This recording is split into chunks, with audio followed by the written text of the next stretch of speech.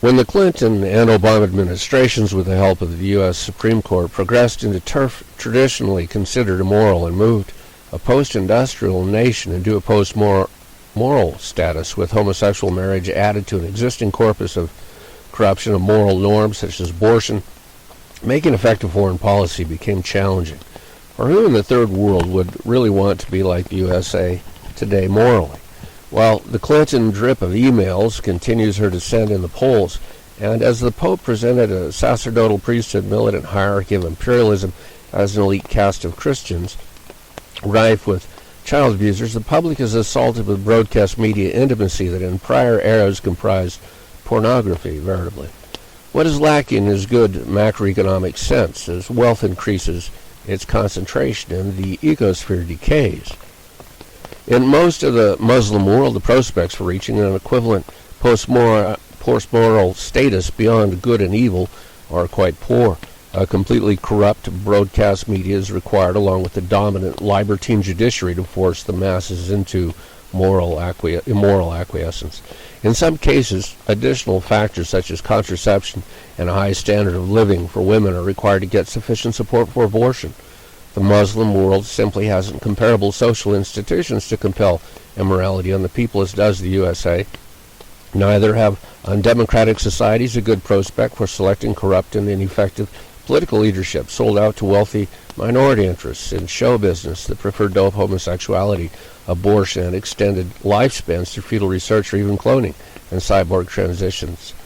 American foreign policy is a decreasing matchup to foreign social interests, such that would bring foreigners to coincide with the immoral condition of the District of Columbia, Boston, and so forth, that are formative in American immoral conditioning through politics and the media. It is difficult to get foreign nations to emulate the trajectory of the United States toward post-morality. In the post-moral era, the USA has detached from scriptural reality Christian evangelical community with a pre-tribulationist end times theory, waiting for Armageddon and rapture into thin air. They have wrong eschatology. They believe the beast of the Revelation could be President Obama, Hillary Clinton, or whomever, yet it was the first century Roman Emperor Nero. They're rather off the mark. There are plenty enough real things in politics to worry about and fix. If millions are living a voodoo cracker eschatology, expecting the sky dragon and marks of the beast to appear like the great pumpkin before they fly like OJ into a Hertz rental car seat in the sky, an ancient TV ad, they will be handicapped in seeming to have political competence. Some enterprising politicians would likely try to make their expectations come true and brand people with 666, perhaps for shopping discounts of 2/3 off, after the zombie field of atheism debauches itself into desert dirt. Wrong end times theory evangelicals may have reasonable morals, yet their political competence is lacking. How can people that believe the social environment is going to be ruled by Satan before Armageddon have anything besides an escapist pessimistic point of view wherein they hope for rapturous removal to heaven? In fact, the tribulation Armageddon occurred in the 1st century A.D.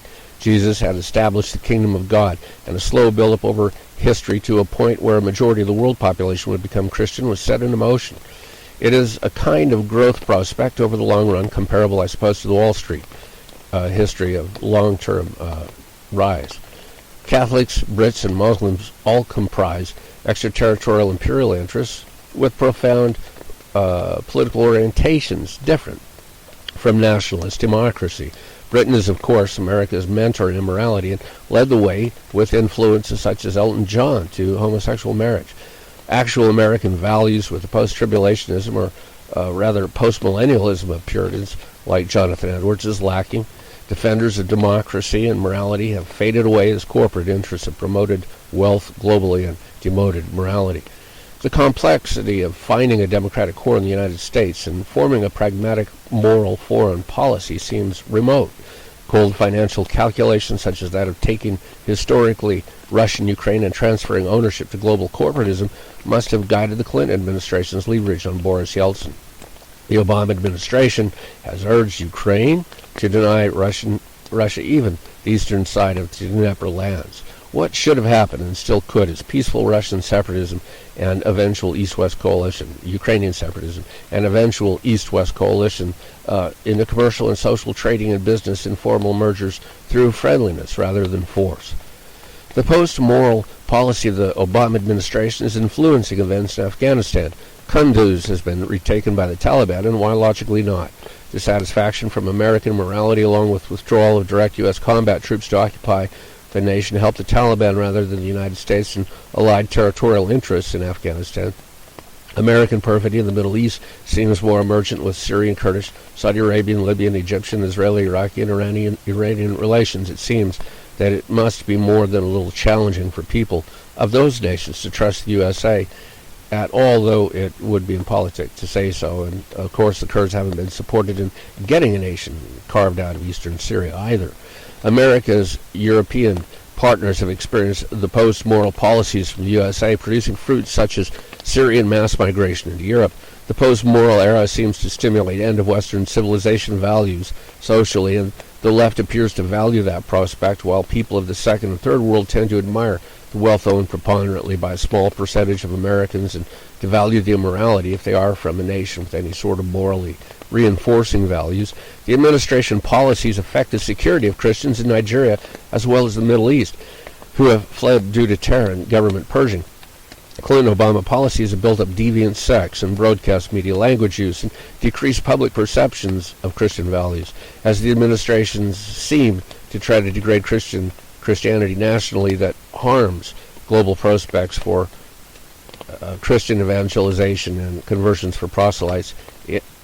It makes it easier internationally too. It makes it easier for Christian evangelization, and it makes it easier for political actions against Christians. And it is believed that District of Columbia is itself a Satan-led anti-moral leader.